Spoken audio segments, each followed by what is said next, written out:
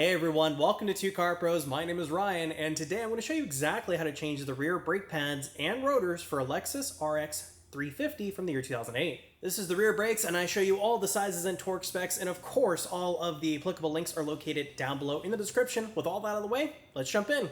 So the very first thing we're going to do with the vehicle in park is we are going to go ahead and break the lug nuts loose using a 21mm socket and a nice long breaker bar. You're really going to want one of these, and a link down below in the description to a decent but not too pricey breaker bar is available for you.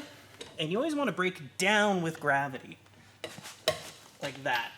It's much easier to do than trying to break up against it, and you can use your body weight. We just need to break those loose.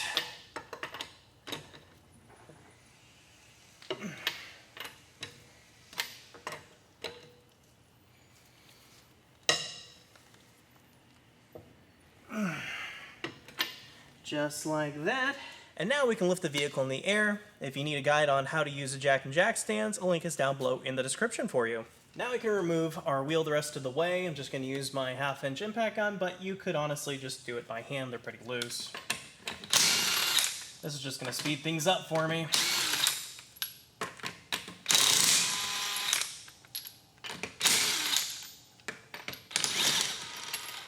Be careful after you remove that last lug nut. Technically, the wheel can come off at this stage, and sometimes they're stuck on. If they're stuck on, I've found it helpful to use the palm of your hands and strike the sides of the tire back and forth until it comes off. But mine came off pretty easy. So what you're looking now is the back side of the rear brake caliper, and what I can do is grab a 14mm socket and remove these two bolts. On there pretty good. I'm actually just going to leave that one in for right this second. And we can just remove that slide bolt and set it aside. Then we can remove the bottom one, set that aside. And remember that the bottom one has this little black plastic washer on the end of it. It's important to remember, don't mix those up. The next thing we can do is wiggle off our brake caliper, pretty easy, and we're going to store it up in such a way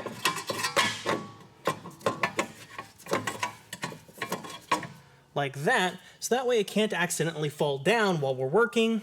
That'd be a big bummer, and you don't want it hanging by the brake line. So the next two bolts we need to remove are right here, and they are 17mm. For this, I definitely recommend a breaker bar. They're going to be on there pretty darn good, at least to break them loose. Ooh, that's on pretty good.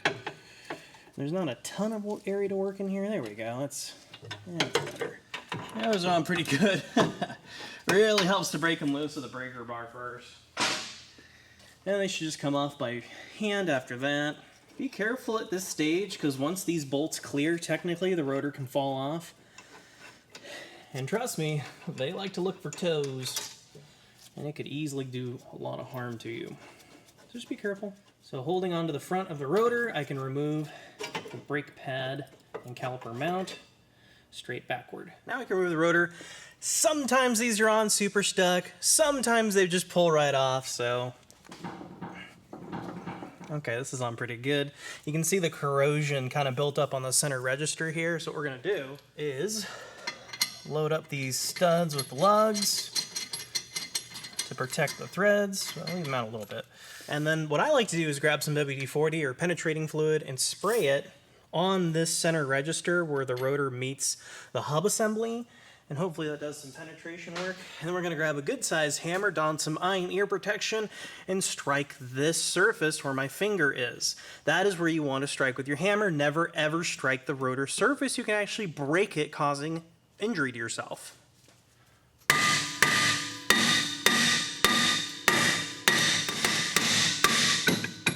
And there we go, textbook. Once it's broken loose, we can remove our lugs here. And now the rotor should actually come off. Just like that. So the next thing we can do is take out our old brake pads. Typically, you just kind of force them to the middle, and they should drop out on you. There we go. And we can see that these brake pads are totally wasted. The wear indicator is squealing on them like crazy. You can see the wear on the wear indicator right there. See that nice shiny bit? That means these pads are totally done, and I'm also going to replace our rotor while we are at it. So inside of here is some grease and wells. If you want to spend some time with some Q-tips and carburetor spray cleaning those out, I welcome you to do so. What I'm going to do is wipe off some of this brake dust, and then I'm going to push the clips out of their homes because our kit came with new ones. There we go. So I like to just do one at a time, so that way you can't get them mixed up or the orientation won't be incorrect. And here are brake pads, then the link is down below in the description, and it should come with and new clips. So compare, make sure they're the same, and they are.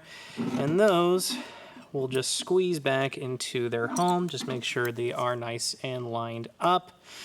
And then just push them in with your thumbs. Sometimes it's easier to line it up and then push with a standard screwdriver like that in the corner of it.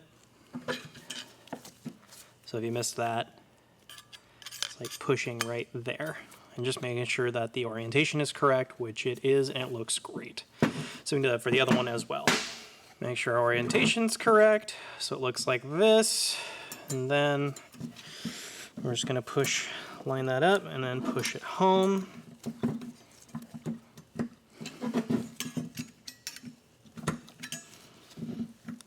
Making sure it's completely flush in its housing. You don't want it not completely flush because then the brake won't be correct. See how there's just a little bit of gap right there?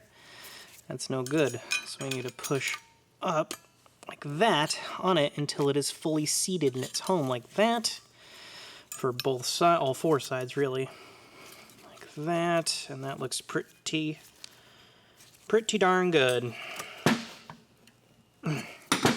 Now, there are some people, I'm not one of them, but there are some people that say you should put grease right here on where the pad meets the slide. I completely disagree with that because grease gets liquidy when it gets hot, and why would you want grease on your brake rotor? That kind of seems counterintuitive.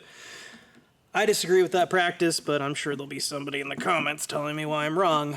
So, take that as you will. So on this kit, the wear indicator actually isn't pre-installed, but they're super easy. You just grab them, and you can just put it in one of the corners. It does not matter which one. Might be a little tricky to get on. I've always found that it's helpful if you put the bottom on first, and then just kind of push it on. There we go. That sound was encouraging. It should look like that. You only need one per pad, and the stock configuration had the wear indicators opposing, so I'm going to copy that. And on the new pads, it looks like it doesn't matter which one is inboard and which one's outboard. They look all exactly the same to me, so I don't think that matters at all. But I'm just going to copy the wear indicator positions, so it looks stock. I don't even think that matters a lot much, to be honest with you. And then you just want to make sure that it's going to actually sit like that one wasn't. There we go. You know you're in its home when it won't just like flop off there. Looks pretty good, and the tang on the wear indicator will sit in that little divot right there, so that's pretty cool. And then we can go ahead and put this back together. So basically it's going to go together like this. Actually, so it's going to come up from the bottom, quote unquote, the inside. And then the little arms are going to sit in that home on both sides. And then you're just going to push it into its place until it is retained by the clip. Might take a little bit of finagling. There we go. Yeah, that took a little bit of pressure. It's supposed to. See if we can back that up a decent amount. You don't want to back it up so far that it's just going to flop out of there, but you want to back it up so that way it'll clear the new rotor and the new pad surface will clear. So it'll look like that. We can do it to the other side as well. So you just want the ears to line up in there. So it looks like that. See, if this pad isn't outboard far enough, you won't be able to get the other pad in. And this is what this new unit should look like now that it's got our new pads in there. Very cool. So here's our new rotor. It's exactly like our old one, and the link is down below in the description for you. Oh yeah, looks nice. So what you want to do with this is, because these are designed to sit around on shelves in the dealer, parts distributor, something like that for years, maybe even decades, they have a little bit of grease on there, a little bit of manufacturer's grease, and obviously grease plus brakes equals brakes that don't work. So you need to take some carburetor spray or some brake clean and just clean it all up, especially the brake surface itself. We want to make sure that's nice and clean. I even like cleaning the top here so it all kind of looks uniform. There we go, looks pretty nice. Don't forget the back side.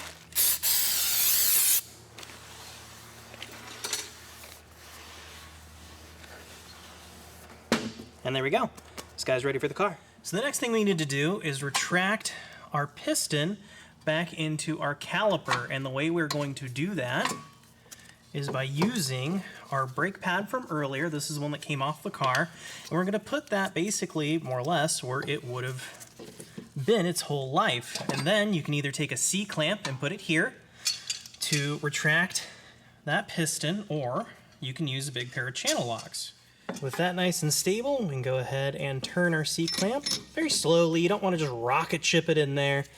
Just go nice and slow. You're in no rush. It's no big. Just keep tightening until it stops. And once it stops, don't try to go any further. The piston's fully retracted. You don't need to twist it anymore. And there you go. That's it.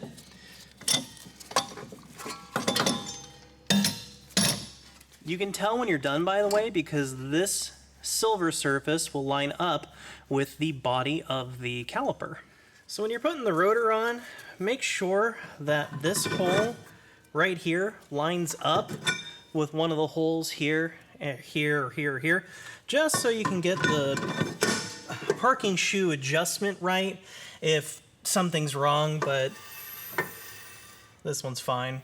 You might hear that squeaking. That's the other wheel. I haven't done that one yet, so that horrible metallic sounds the wear indicator on the other side of the car. The brake shoes in here are nice and loose, as you can see, so that's good. Then we can get our dust plug from the old rotor and just put it in there. Don't really need it. If you don't have it, it's not that big of a deal. And then what I'm going to do too is just put one lug back on the studs so this heavy brake rotor doesn't find my foot. And it makes putting the caliper back on in a minute a lot easier because we know that the rotor is flush with this flange. So then we can put on our mounting bracket that has our pads already preloaded in. We can just start those bolts. Sometimes they can be a little tricky, so, you know, move the bracket around a little bit. It doesn't have like a set home where it like sits in its place. It's up to you to find that with the bolts and threads. Make sure they're not cross-threaded or anything like that, but you'll get it. It's super easy. And then we're going to torque both of these down to 58 foot-pounds. If you don't have a torque wrench, that's all right. I would just say 2-arm tight. Notice my torque wrench didn't go off right there. You want to do these as evenly as you can. There we go. And there we are. So here's a tech tip from me to you to get the caliper on a little bit easier. Just grab the pads and squish them together so they're making full contact with your rotor. So then we can grab our brake caliper and put that in its home. And sometimes you might have to push in the black boot part before the caliper will slide on. And then remember, we had that one, I know it's hard to see because I've already cleaned and re-greased this slide bolt, but it has that little black tip, that plastic one. That one goes on the bottom, remember? And then we can just kind of put that into its home, making sure that's not cross-threaded, which it's nice, which it's not. It's threading on quite nicely. And then, before we tighten it down, we need to get the top one in too. And again, don't cross-thread that. And we're going to grab our torque wrench with a 14mm socket. If you don't have a torque wrench, that's okay. 1-arm tight is sufficient, and the torque figure is 32 foot-pounds. I'm just going to do those as evenly as we can. There we go.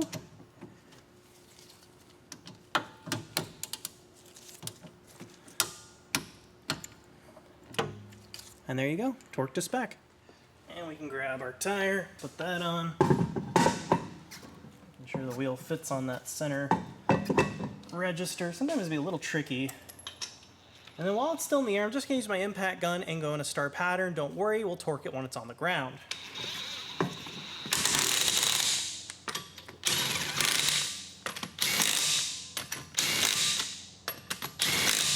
And always go in a star pattern.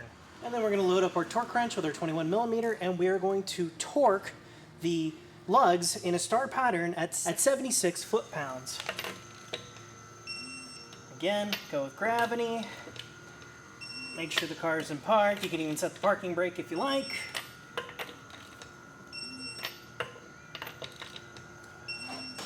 And there you go.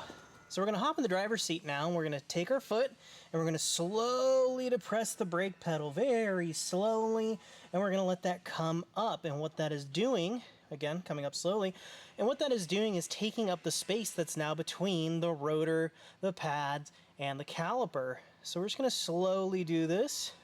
For the second one, I'm already getting a really nice pedal. Usually, don't worry, it can take like 3 to 6 pumps, but oh, this third pump feels awesome. Just until it feels like a regular, nice and firm brake pedal. Like that. Feels awesome. Now before you go tearing off down the road, you gotta make sure you've braken in your brakes properly. And here's the entire procedure on how to do that. This doesn't always come with your brake pads, and it might be different per set of brake pads. And I'll admit this is a little bit different than I usually do it, but it's hard to argue with the manufacturer. So that's how to change the rear brakes on your Lexus RX350 from the year 2008. This is really as simple as it gets, showing you every single step to save all kinds of money. Don't take it to the dealer, don't take it to a mechanic. This is something you're completely capable of doing. And if you have any questions, please leave them down below. If you found this video helpful or interesting at all, please consider subscribing or leaving a like. It really helps my channel out. Thank you so much for watching, and I'll see you next time.